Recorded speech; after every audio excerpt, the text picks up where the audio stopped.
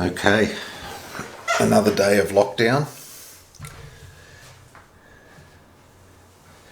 and we're on to turn 9, the 1300 hours turn. We only have 2 more turns at half an hour a turn, and then the game really starts to open up. So if up to this point you're thinking, oh yeah, as a solitaire game you get to make a few decisions and it seems to be okay, believe me, it only gets better from here. After the next 2 turns, all sorts of new things come into the game. Turn 9 means we reveal the next action marker, which is M. M tends to be nasty mortars that fire from 4 hexes away and mustering actions, and so we have 4 of the 5 actions. The last action is always I, which is an infiltrate action, and the Japanese try and push units into and through your lines. At the moment they can't get in behind us, but with the infiltrate action they can attempt to. So we start off with the amphibious movement phase as per usual, and these guys will finally make the beach, and that's why I brought the HQ back, so we could at least bring some of them into command. And that's that. We move to event and we get transport delayed. Well, that's a non-event. We have got no reinforcement scheduled until tomorrow morning, and we're at 1 o'clock in the afternoon, so we needn't worry about delayed transport. Japanese fire. Okay, purple M's. Well, we're going to get to see what that action does, or maybe not, seeing we've cleared probably the most important purple position.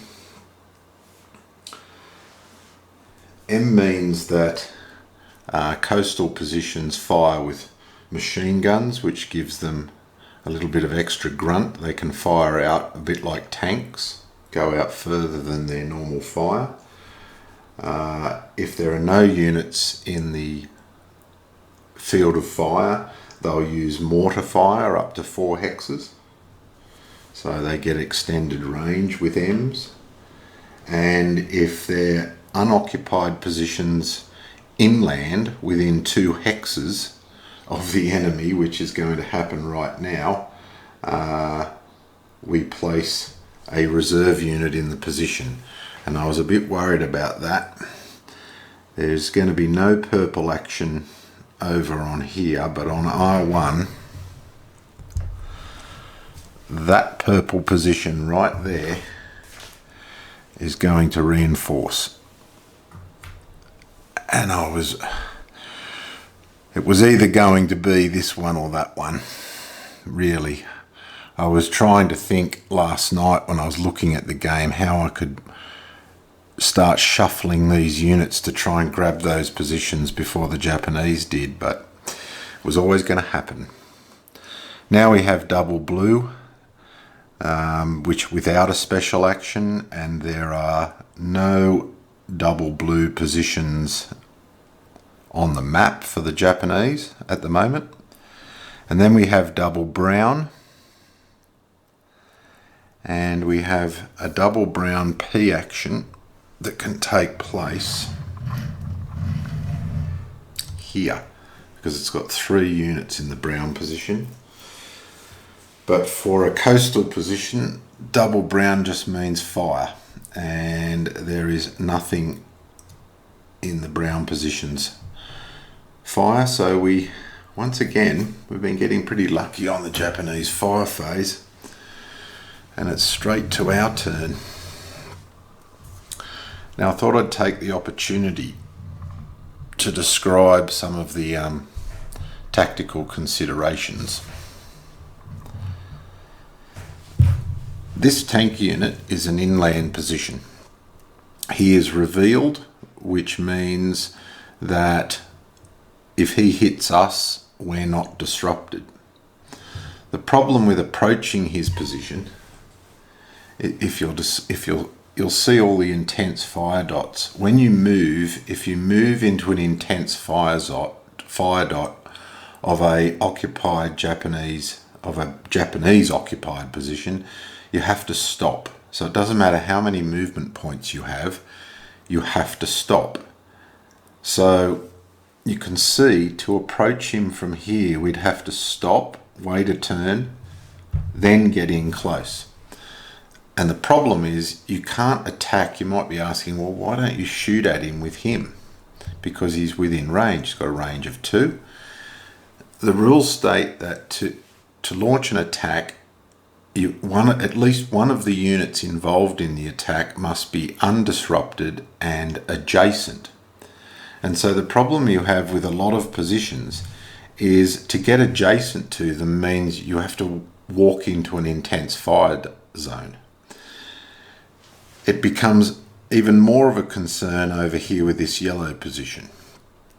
Because he is unrevealed, it means if we get hit by him, if he shoots and hits us, we then get disrupted, which means we're stuck there, disrupted, can't do anything, and he's still got a chance, can shoot at us the following turn. And I've marched full strength units in to get close to a unit so I can launch an attack, and it has literally been hit turn after turn after turn until there's nothing left, and never got to launch the attack because every time it was the American action phase, that unit was disrupted, therefore I couldn't launch the attack. And when it's a double unit, it means it can deal out 2 hits. So putting 2 units in just means both get hit and disrupted. So how do you undisrupt the unit? Well, therein lies the rub. You have to attack it. How do you reveal it? You have to attack it. And the only way you can attack it is to get a unit next to it. Now, there are some positions, like some of the successful work we've done over here on F1, where this blue position can only fire into there, can't fire into here, so you can get adjacent to him without being in any danger whatsoever. And there are positions on the map, like when we were working our way into this blue position, where all the positions were steady fire zones, which meant we had a pretty good chance that we were going to survive it. So it survived moving in adjacent to it and not being hit. Like this fella landed here several turns ago, turn 6, and we're now turn 9. He hasn't been hit once, and he's in a steady fire zone against a double unit. So it's the intense fire zones that are really problematic. And that tank in particular is sending out such a huge range of fire that, we worked our way. We had the same problem with the red tank. We worked our way and got rid of him, but now we've got the green tank. And we've also got a unoccupied blue position 2 hexes away, which if it gets something like an M action, then it's going to reoccupy. So it's the AI very cleverly worked out to make your life difficult. Hopefully that was helpful and informative. Okay, well, we'll start over here. Probably got to stop saying okay, and we'll get these guys moving.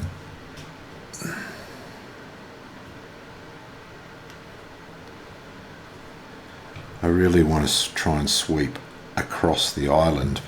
Here's difficult, but we're going to have to deal with that yellow position.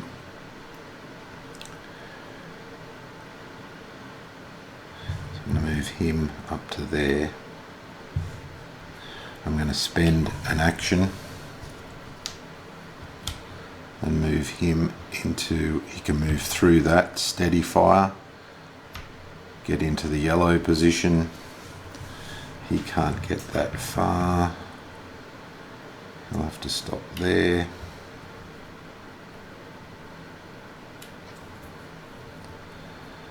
We'll leave the support unit there.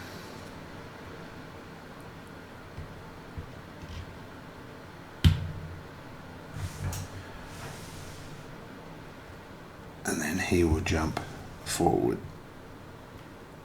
there. Here.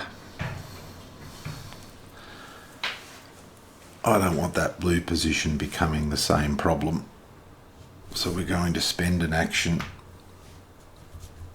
and move him and occupy that blue position. We will free action from the headquarters into the red.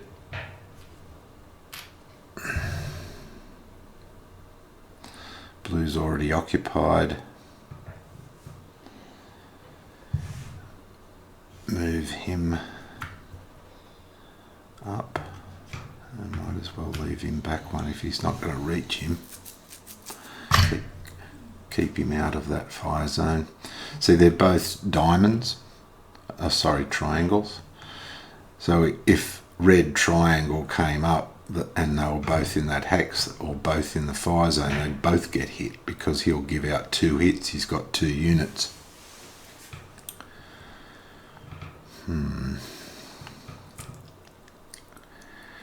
We'll try the same thing. We've got units inside with HQs actually in the fire zone of the tank. So we'll try and roll a 6 and disrupt that tank. We need a green triangle, and we didn't even go close.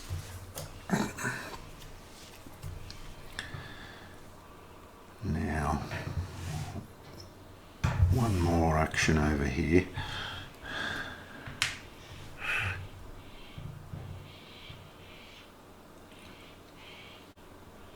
I think I'll move him this way,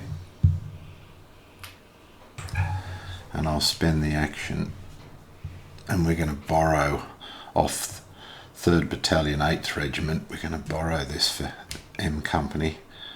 We need a little bit more weight going in that direction, and that'll be the 3rd action. So I've got no more actions left. There were no attacks.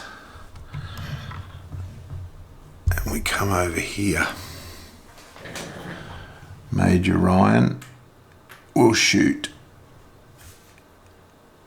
mortars and bazookas. We have all the weapons except flamethrowers with him. He's not doubled, 7-2. We get him. He goes into the eliminated units box. The only other thing we can do over here is with Rixie. The problem here is if we rushed forward and occupied red, we're going to leave yellow unoccupied. So that's turn 9.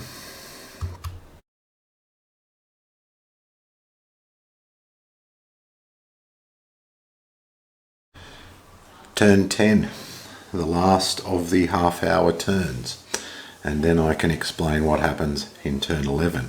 And a lot happens, a lot changes. Critical for this turn is we would love yellow not to fire, because he will get hit and disrupted and we won't be able to attack him.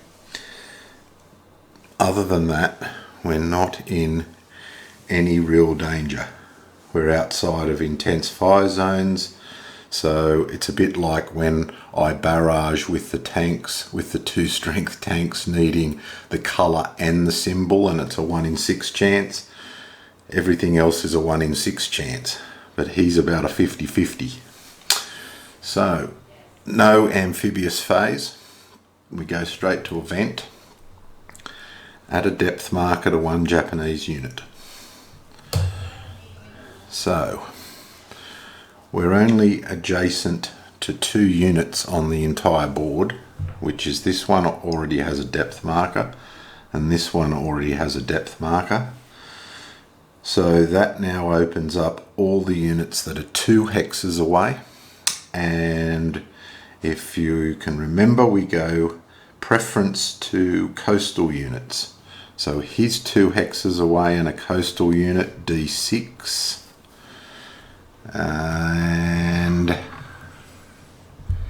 he's 2 hexes away in a coastal unit, F8. So D6 gets it right over here. And that brown position is just super ugly. Has 4 units in it now, which you might understand is why I'm not going this way. It's just turned into a very strong Japanese position of resistance, and it was actually one of the last areas of firm resistance in the real battle.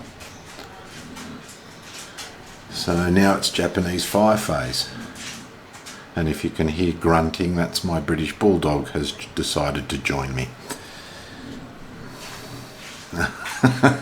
Exactly what we hoped wouldn't happen.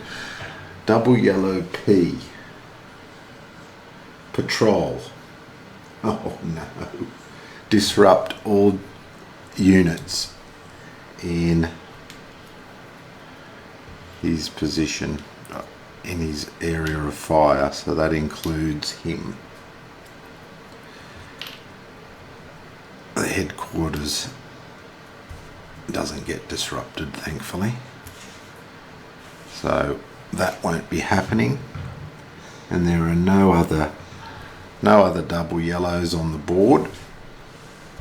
You'll have probably start to pick up the doubles are often can be your saviour, because there'll be lots of coloured positions with single units in them, but if it's a double it needs at least 2 units. So now we go to red without a special action.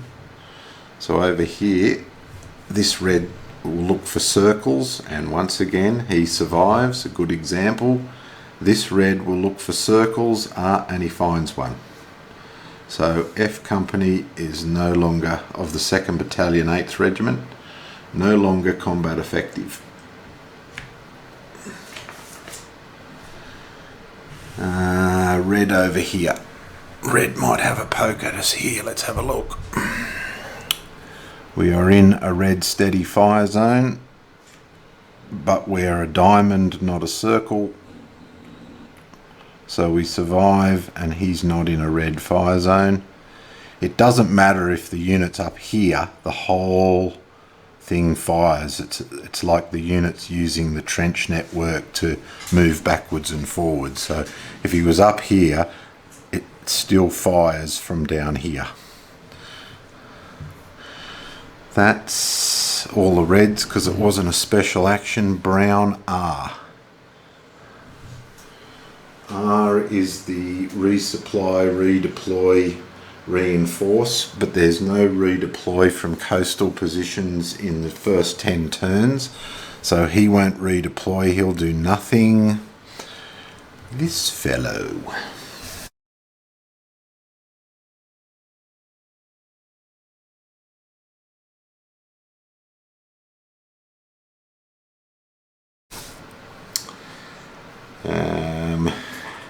He will redeploy.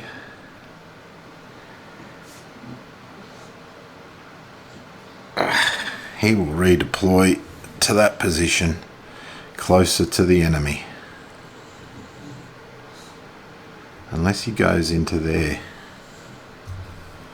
Move to nearest unoccupied position. No, the green position is occupied, so he'll move to there. And my fears that those two, whilst vacant, should be pounced on. We just got an active lesson in how that works. Now they're both occupied and we're going to have to fight for them. Brown R over here. Coastal will do nothing.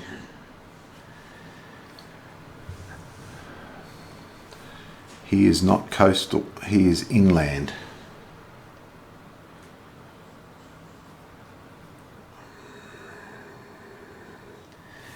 He is going to resupply because he's within.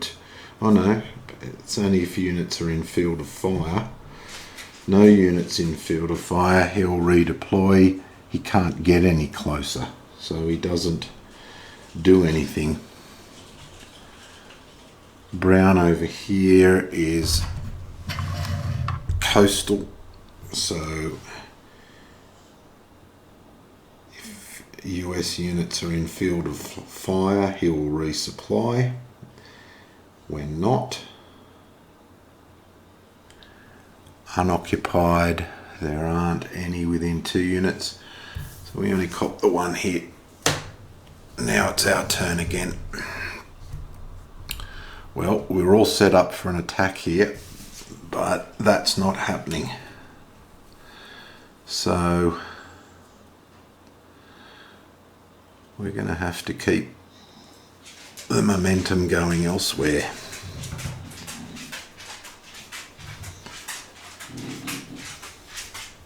Free move.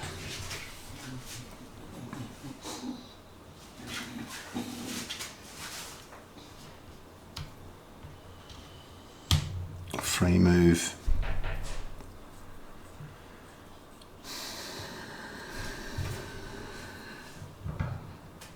Free move. Free move.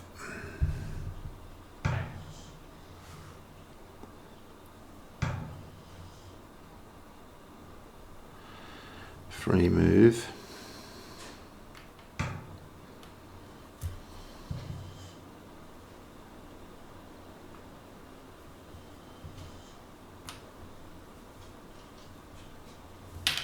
Oops. It's not intense.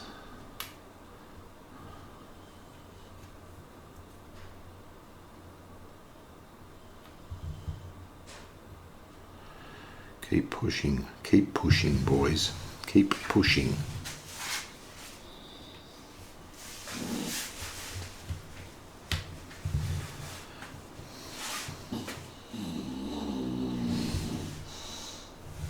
Spend an action and get these under that, next to that HQ.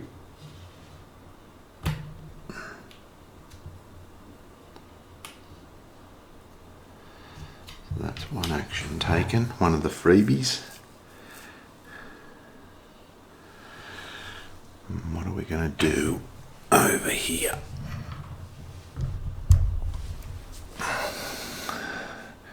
Now we're walking into intense fire zones.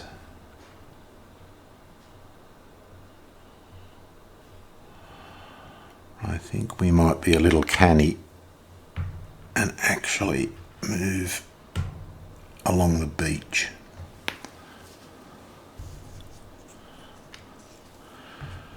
Use a free action to get him up a bit closer to add fire support.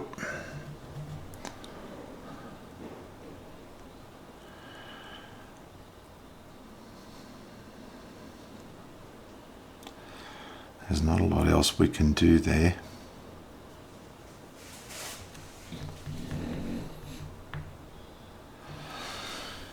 I think it's time to get this tank up so at least we can do some free action. So I'll spend the 3rd action and move this tank into a command position. So we're clearly putting the full court press onto this green tank, because if we can break these 2 positions, we've just got a clear avenue to go forward. So the issue now is, where do we put the headquarters? That'll cost an action. It'll cost an action to get him in. He's probably in the best spot. He can move to there. And that's turn 10.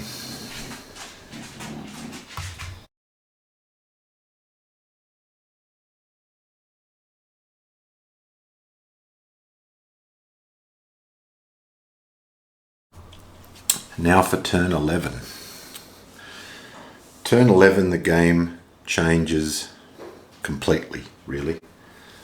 The first 10 turns are really the basic game and the prelude to the meteor game.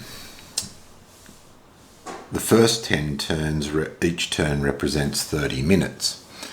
From turn 11 onwards, each turn represents an hour, and a number of changes take place. The first change is there are 2 event phases each turn. An event phase before the Japanese fire phase, which we've been seeing every turn, and then an event phase straight after. The second change is that up until now, the Japanese positions when they fire could only inflict a number of hits based on the number of units in position, in the position that's firing. Now that is +1. So for example, that green position with a tank and a depth marker can now hit 3 units instead of just 2. The other thing that happens is that up until now, a US unit could only get hit once in a fire phase. So if it was possible for 2 different positions to hit it, it would only get hit by one of those positions. That changes now.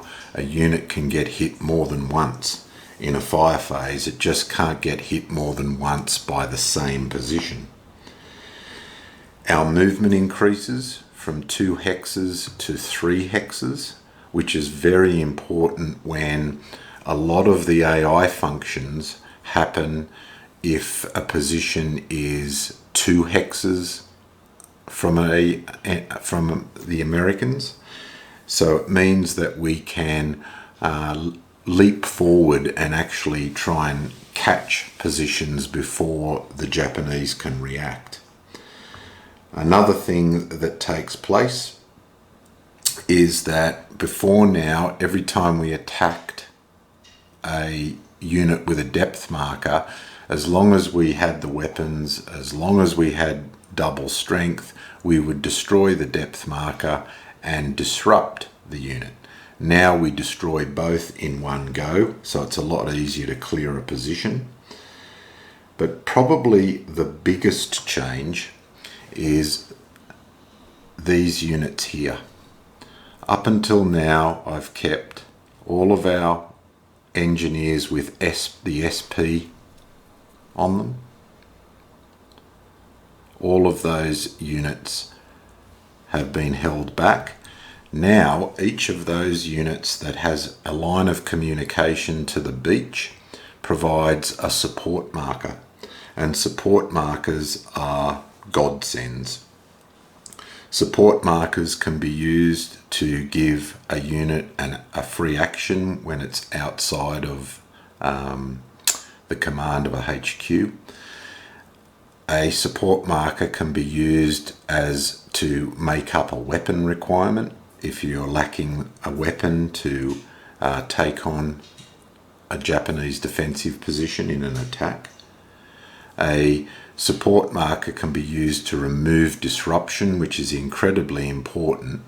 For example, if this unit gets hit in the fire phase and it'll be disrupted, won't be able to initiate an attack, I could use a support marker to rally the unit and get to attack anyway. I cannot underestimate the importance of that.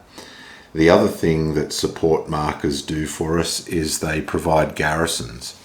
So instead of having to man all of these positions in our back areas, we can actually start placing garrisons in them and moving units forward. Becomes critical over here on R1, because in R1, that's all we're ever going to likely get there. Yeah, we've got 1 heavy battalion's gone into R1. Over here, in this small area of R2 and R3, 4 heavy supported battalions have gone in. So not only is there a far greater unit density, but we have more ability to push in multiple directions. I've learnt from hard experience that on R1, you're better off taking your time and not trying to rush it. I know I really went hard at this position, but it's an important position to get, particularly once you've cleared this brown and green area. These two are always going to be early priorities, but I find that that is more important to get done before you try doing anything else. In the same context of taking it easy, a little easier on R1, instead of bull rushing into there to make an attack this turn on that red position, it's an intense fire zone. Red fires, I get hit and disrupted.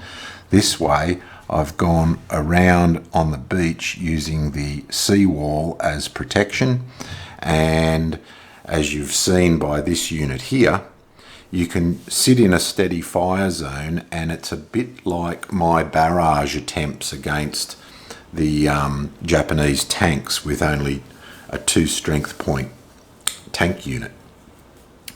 It's a 1 in 6 chance, and it's similar in steady fire. You have basically a 50-50 chance of the colour coming up, but then there's 3 different symbols. So one chance in 2 times 1 chance in 3 is 1 chance in 6. So when your units are in intense fire zones, then there is a 50-50 chance they'll get hit. When they're in a steady fire zone, it's only a 1 in 6 chance. And preserving troops in those first 10 turns is critical, because the real fighting starts now. When the Japanese are more aggressive, all of their actions, including the infiltrate action, are now active. They hit harder and more often with their fire, but we can clean them out quicker because of now we can get rid of a unit and a depth marker as long as we get everything right. So that's the synopsis of what changes in turn 11, and yes, it's quite a bit. There is another change that's not listed in the rule book specifically, and that is some of these actions. The Japanese get more aggressive. Now, up until in the first 10 turns, a lot of the coastal positions, won't come at us. They'll stay put, manning artillery guns, manning their positions, waiting for orders. But now, from turn 11 onwards, there's more likelihood that they'll move, and oftentimes now when they move, they'll fire after they've moved. So it becomes a more dynamic game, and there's a lot more actions the player can take, a lot more decisions. I thought it was worth really fleshing it out for you if you don't know the game. This period is my favourite period of playing this game because a lot happens and a lot faster. So let's begin. We have no need for a amphibious phase because we've got nothing in the water and no reinforcements coming, so we go straight to event phase, or the first event phase. Turn 11, place a hero marker on any US unit and add a depth marker to one Japanese unit. We'll do the depth marker first. Every unit we're adjacent to has depth, so we're looking for units that are 2 away. We have an inland position here. We have an inland position here. We have an inland position here, and we have a coastal position here, so the coastal position will get the depth marker. Excuse me being in the way. So they've seen us coming. Now we get to place a hero marker. Love hero markers. So I have drawn, Bonnyman. Bonnyman was a junior officer that led his units forward on some really difficult positions and difficult fighting on day 2, and eventually it cost his life. There's actually a photo of him moving into the attack that led to his death. So where are we going to put Mr. Bonnyman? It's easy to go over on R1, but because we're extending further, I might actually put him on G Company, 2nd Battalion, 2nd Regiment. So up there. Alright, Japanese fire. Yellow R, double red P, and blue normal can hit tanks. We haven't got many tanks. We lost 7 out of the 10 on the way in. So yellow R. I'll put a photo up of this chart I printed off Board Game Geek, which sort of lays it all out, and I'll put it up in this video so you can see all of the actions and have something to refer to. But for R, if US units are in the field of fire, we add a depth marker if they're coastal, and from turn 11 on they also fire. So let's look for yellows on the coast that are occupied. No, we only have one yellow occupied position on the coast now, and that's all the way up here in C sector. So if no units are in the field of fire, turn 1 to 10, no action for a coastal. Turn 11 plus, redeploy. Move to unoccupied position within 3 hexes closer to the enemy. So he will move to that purple position. So that's the coastal yellows. Now for the inland yellows. Inland yellow for an R will redeploy nearest within 3 unoccupied position closer to the enemy. 1, 2, 3, 4, 5, 6. 1, 2, 3, 4, 5. That's not going to be nearer. 1, 2, 3, 4, 5. 1, 2, 3, 4. He'll actually move to that brown position. This yellow, no US units in field of fire. Nope. He'll try and redeploy. There's nowhere he can go because that's no nearer. So he doesn't do anything. This yellow position will resupply. He's already got a depth marker, so he will fire, and he will hit H28. Exactly what I feared, but that's the nature of the beast on getting these positions. And he is disrupted. He can fire 2 more times. So steady fire, looking for a diamond. He gets hit. We're being lit up.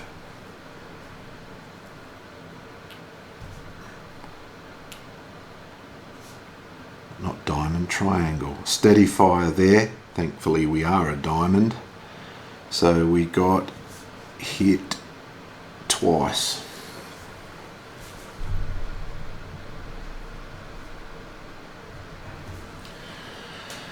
And that's the yellow, a little bit more dynamic. Okay, double red P.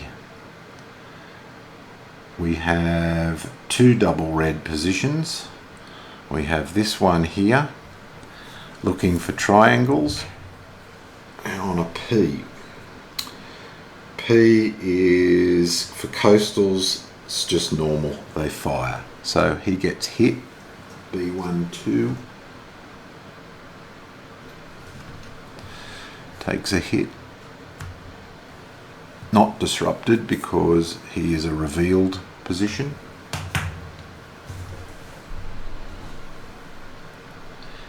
And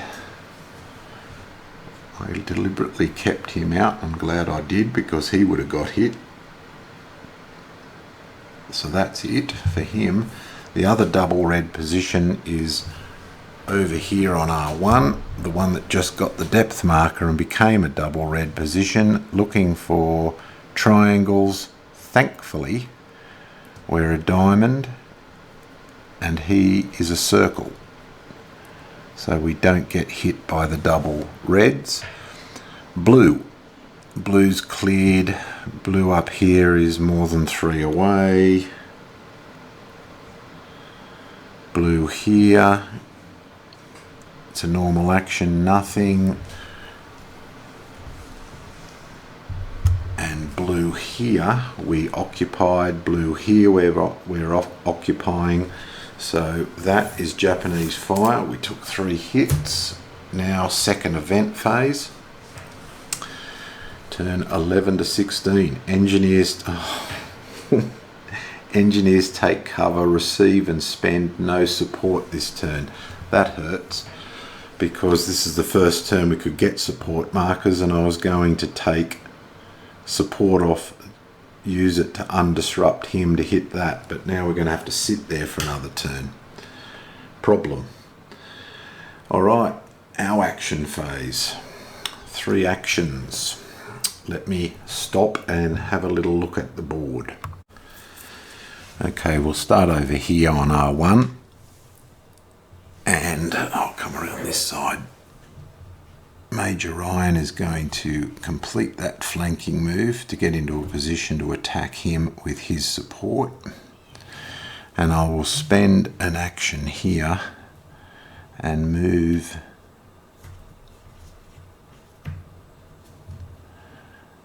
these engineers up. They can link up and create another attack hex, or possibly even go and join in with Rixie and what's left of M Company. So that's all we're doing over there. Now into the main event. Here I'm going to spend an action to activate this hex. 5 attack points, plus use Bonnyman and his company, their free action. That makes he's halved firing through palm trees. Just another little problem. So 4 and 5 is 9. We double him, and we have bazookas, but we don't flank him. We're not hitting him from 2 adjacent hexes that aren't adjacent to each other. But because we're double him, we don't get to reveal his depth marker. But the important thing is we disrupt him. And that means we can now start trying to get that flank on him. So we're going to use his free action to move into there.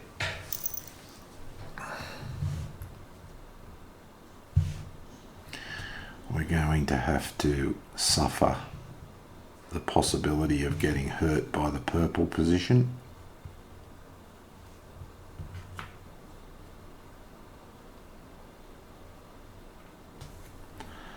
Put him in there. Move the tanks up.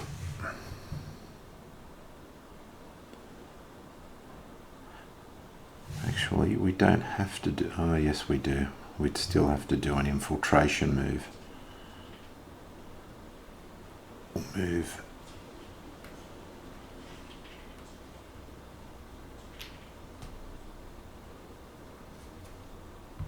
Push them this way. Move the headquarters up. We want to take care of that tank. Then we'll come down here. The other thing we can do from turn 11 is we can actually set our headquarters, as long as they're not in a enemy field of fire, which both of them are at the moment, and we turn them into command posts. and then each turn their range increases, so they start providing free moves and command and control further out. Over here, that really sort of put a hammer onto us. That sort of stopped us dead in our tracks. We still have two actions we could use.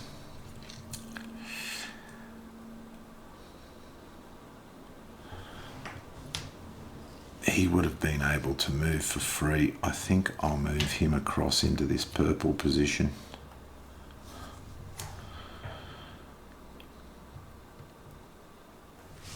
And we'll swing him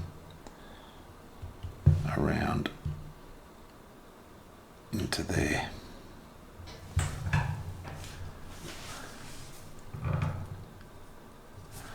We'll spend an action here,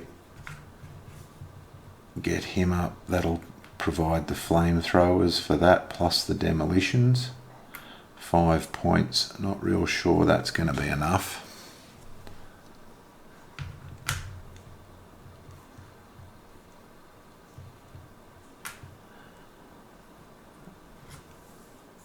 We will move.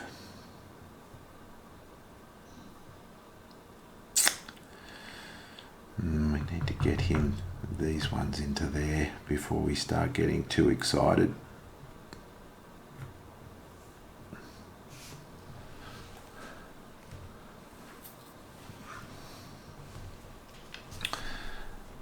And that's pretty much us for the turn 11.